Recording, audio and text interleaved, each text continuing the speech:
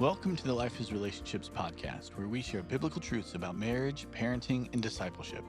The desire of CTCI is to see the hearts of individuals and families restored in their relationship to the Father, and for them to be empowered to have thriving, godly relationships that impact the communities around them. I'm your host, AJ Selby, and on today's episode, we'll be talking with Larry Pons about what it looks like to navigate defiance in children, among other attitudes, and the importance of projecting those into the future if they aren't corrected at a young age. Take a listen.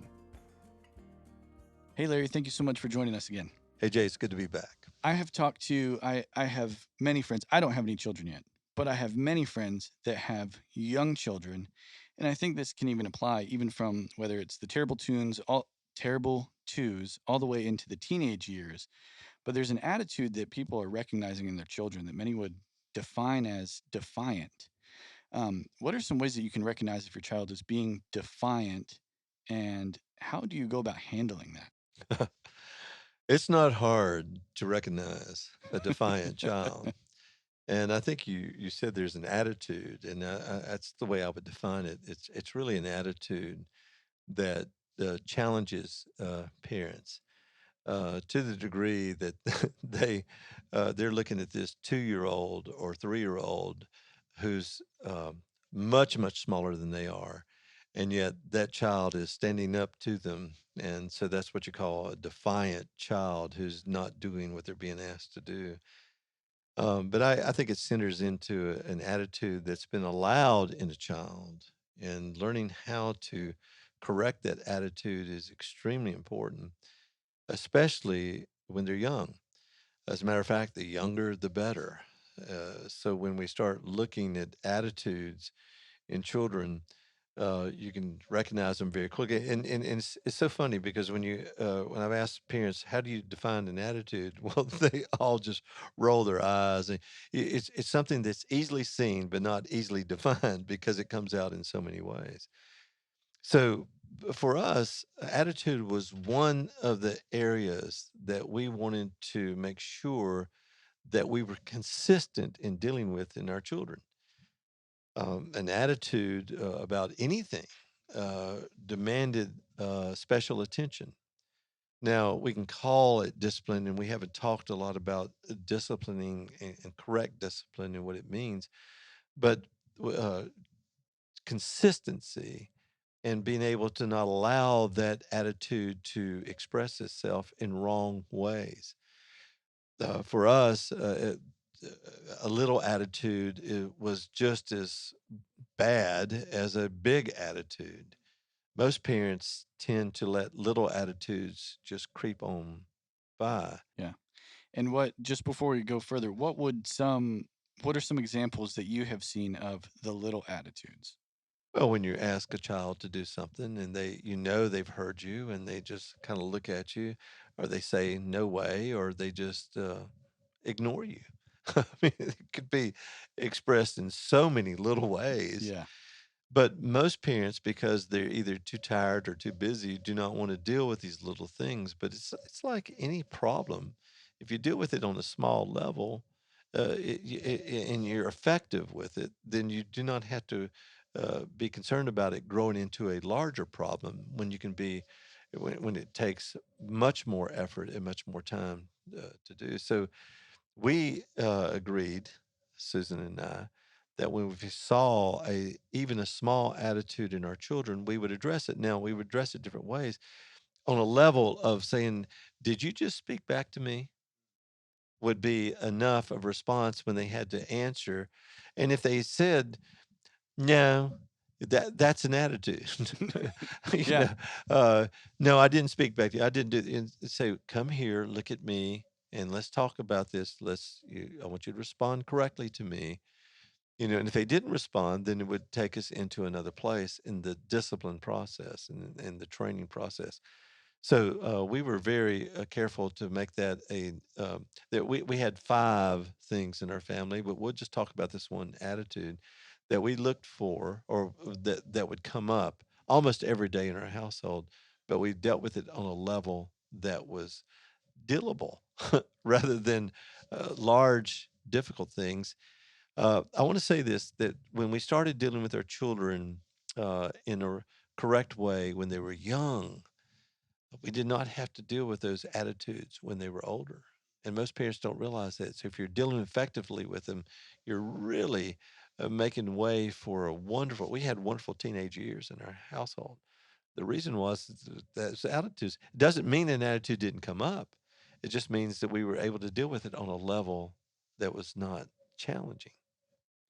So if there's a parent out there listening that is recognizing, oh my goodness, my child has been having an attitude, whether it's been, defiance or argumentative or whatever their attitude is, what would be a few things for them to do to begin to address that in a constructive way for there to be a positive outcome in the long run, like you had with your children? Well, number one, and I want to say this that to do it on a consistent basis, that you don't do it one day and not do it the next day.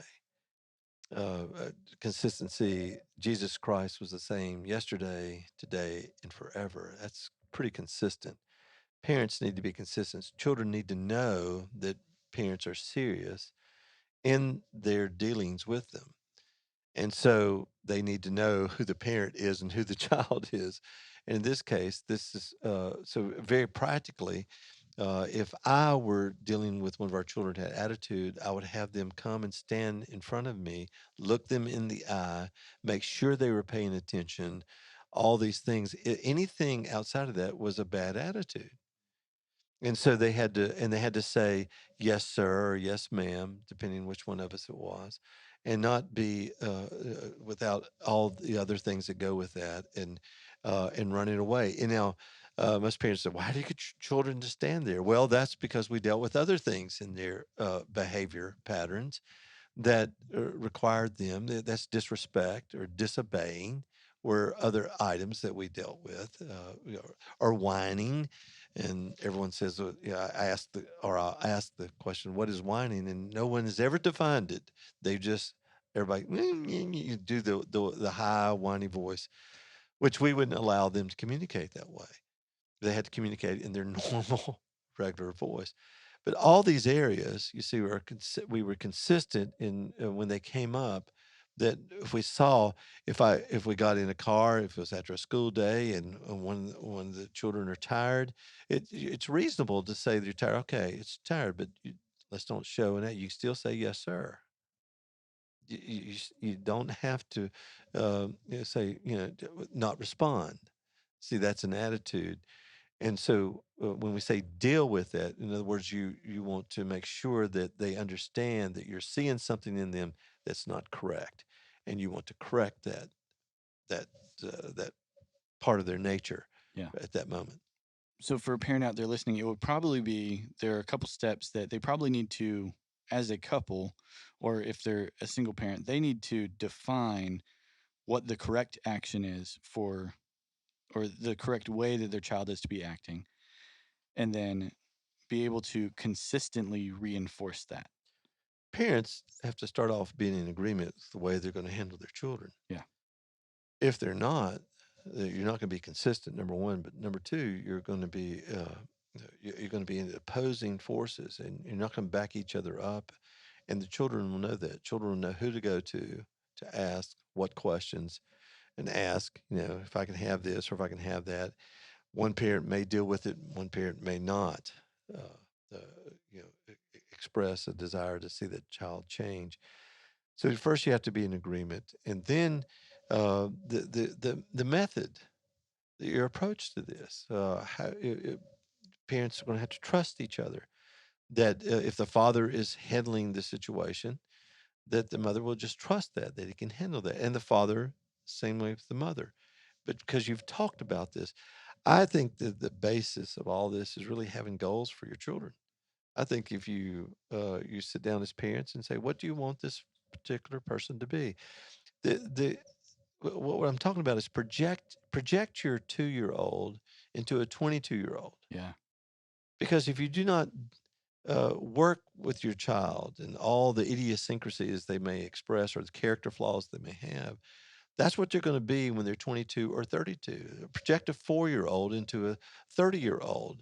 And if they're defiant at 4 years old, guess what they're going to be when they're 34 if it's not handled properly.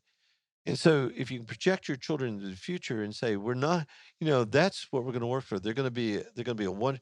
Imagine a husband who's a defiant husband or a defiant wife going into a marriage and they haven't had these things worked on in their lives. It causes a lot of chaos. So that's why you want to, as parents, come together, agree, have visions and goals for each of your children, and be consistent in the way you approach them. And one of those things with us was not to allow an attitude. Yeah. Well, Larry, thank you so much for really kind of defining attitudes and how to really begin to manage them within the home as parents. I know that there are people that will listen to this they will hear and they will recognize, oh my goodness, we have let this attitude go on too long and it's time to do something about it. Tell them to come to us. We'll help them with that one. I'd love to see parents victorious. Yes. Well, awesome. Thank you so much, Larry. Okay. Thanks so much for listening to today's episode. Be sure to subscribe so you don't miss the next one, and we would love if you left us a review. For more information about CTCI and our upcoming programs, be sure to check out ctcilife.org. This podcast is a production of Christian Training Center International.